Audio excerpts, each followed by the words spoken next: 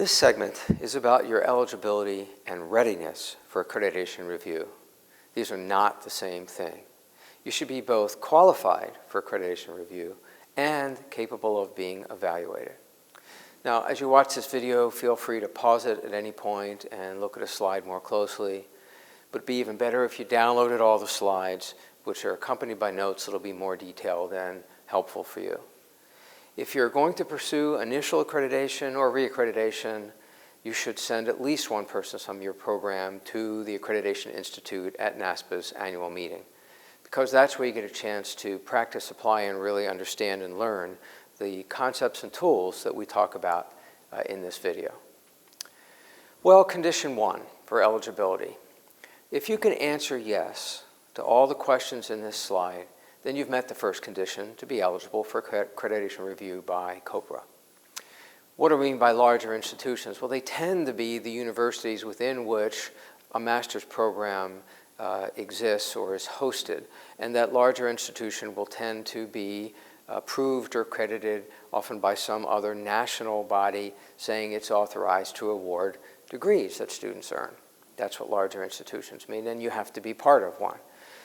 What do we mean by professional education? That's to distinguish this degree program from, say, a liberal arts education program. It's a graduate degree, it's a terminal degree, it's typically the final degree that anyone might wish to earn before and to be successful in a career in some way in public service, public policy, and so on. So your program, again, might have undergraduate or doctoral degrees, but NASPAA is going to accredit just the master's program. How much time do you have to exist, be in place before you're ready and eligible to be accredited? The sort of expectation is about 4 years. Why is that? Because it takes about 4 years to be in operation to generate enough data that you're able to have all your policies, procedures, and everything in place, and then you're collecting data and assessing your outcomes and assessing the impact that you're having, and then be able to say, well, here's how we should improve, and so on, and then you make the improvements, you can document that you've made those improvements, and so on. Can you do it in less time? Yes, that's possible. 4 years is not a required minimum. It's basically an expectation of what it's likely to take. Now, if you can't answer these questions affirmatively, you probably ought to stop. There's not much point in proceeding because you're not eligible for accreditation. Now, the second condition concerns NASPAA's public service values. These are really important in the sense that expecting programs to have a commitment, an explicit commitment, to the things they most value about public service, public policy, and so on. That's what makes a NASPAA accredited program different from a Master in Business Administration, a Master in Urban Planning, a Master in Social Work, a Master in Public Health. So public service values often are things we take for granted.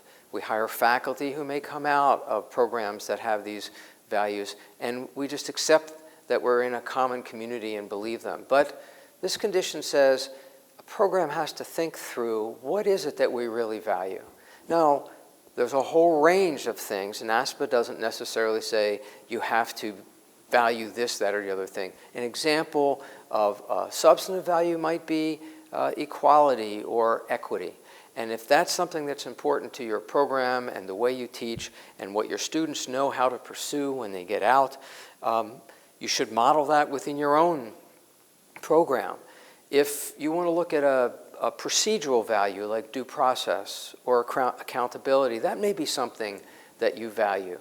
Could be social justice as a substantive outcome as a contrast to, say, accountability as a procedural value. There's many possible values, and NASPAA doesn't dictate what they are, but it says you should think hard about what does your program really care about with respect to public service.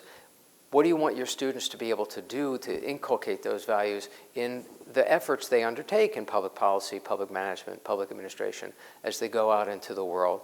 And is your own program, if you value, say, accountability, do your own policies and procedures reflect that? Do you model it? So public service values and your ability to articulate explicitly something that you and your faculty and alumni and others might have taken for granted, that's pretty important.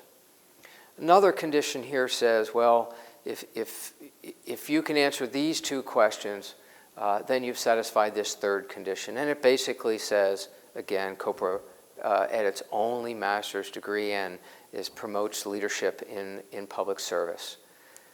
The fourth condition, again, a set of questions. If you can answer these questions, then you've met the fourth condition. So what does that kind of thing mean? Well, the normal expectation for the length of a program, or that these are really all about time. Is your program, is there enough time for people to collaborate? Is there enough time for students and faculty to interact and so forth? Well, you know, what's normal? 36 to 48 semester credit hours of study, or whatever their equivalent might be in international context. But beyond that, it also goes to the issue of sort of modalities. If you have multiple campuses, if you have online learning or hybrid systems of learning, as well as on-site approaches to how you deliver your program, however you deliver it, wherever you deliver it, you really have to be in compliance with the standards in all of the modalities and show that you're achieving your mission and achieving your outcomes, whether you're doing it and achieving this spirit of this condition, no matter how you're doing it, and no matter how you're delivering your program. How do you show that? Well, you show that by documenting all your decisions, collecting information, showing how you're collecting it, showing how you're using it. And examples of this documentation can include everything from student work products, exit interviews, employer testimonials, minutes of faculty meetings, and so forth. So in other words, for any method of instruction that you use, COPRA needs evidence that each one achieves your mission and is contributing to achieving your mission. Now, there are certain special conditions that lots of programs have, not all. I mean, in some cases, there are fast-track degree programs where you get both degrees, the master's degree plus another degree, say an undergraduate degree, at the same time in less time than it takes if you were to go, the student were to take them separately. They're accreditable so long as the graduate program and the course of study meets the standards that NASPAA has set for graduate education. Similarly, there are dual degrees or multiple degree programs where someone may be able to get a master's degree that it wants NASPAA to accredit, but also a Master of Public Health or a Doctor of Laws or some other degree. They're also accreditable, so long as they meet the part that what's being accredited by NASPAA meets NASPAA standards, and if in order to satisfy the degree requirements, some electives from the other degree program are counted towards the program that NASPAA is accrediting, those electives that are brought in have to meet NASPAA's expectations for how you manage them, design them, and how they fit into your program. Then there are programs that are designed for special audiences, and one of the biggest and most popular and growing categories are executive education programs. Well, yes, NASPAA can accredit executive education programs as well. Those can be eligible for accreditation, so long as the program is clearly designed for that audience, meaning that they actually have had typically 5 years of work experience, 3 years at a mid to senior level, and that the expected outcomes, learning objectives, and competencies are geared to the kinds of challenges those kinds of students face as opposed to perhaps entry-level students. So the bottom line is that the pieces have to fit together. They have to be consistent. There has to be a coherent story about what you're trying to accredit and why, and if you accomplish that, then you're eligible to proceed for accreditation review. Now, you can look at NASPAA's own process for accrediting programs and say that its process actually reflects NASPAA's commitment to public service values.